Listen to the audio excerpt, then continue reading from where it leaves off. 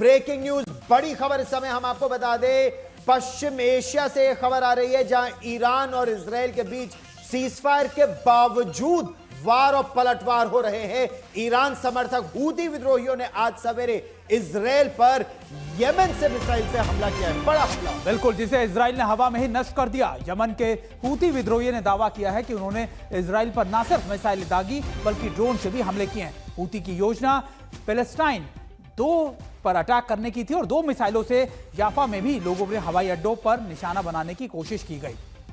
बड़ी खबर, हूथी विद्रोहियों की मिसाइल भले ही इजराइल ने हवा में ही मार गिराई, लेकिन हूथी विद्रोही अभी इस बात से खुश है कि उनके हमले ने यहूदियों को यानी इजराइल के लोगों को बंकरों में एक बार फिर छिपने को मजबूर कर दिया। आप ये सोचिए, यमन से ये मिसाइलें दागी गई, लेकिन जैसे ही ये मिसाइलें दागी गई, इजराइल का जो एयर डिफेंस सिस्टम है वो कारगर हो गया और इन मिसाइलों को हवा में ही ध्वस्त कर दिया गया। वहीं इजराइल के इन हमलों पर लगातार हूती के हमले के बाद इजराइल के रक्षा मंत्री इजराइल काट्स ने भी कड़ी चेतावनी देते हुए कहा कि यमन को वही सजा मिलेगी जो तेहरान को मिली है। उन्होंने कहा कि तेहरान से सांप के सिर पर वार करने के बाद अब हम यमन के हूतियों को सबक सिखाएंगे। जो भी इजराइल के खिलाफ हथियार उठाएगा उसका हाथ काट दिया जाएगा, यह कहना है इजराइल काट्स का।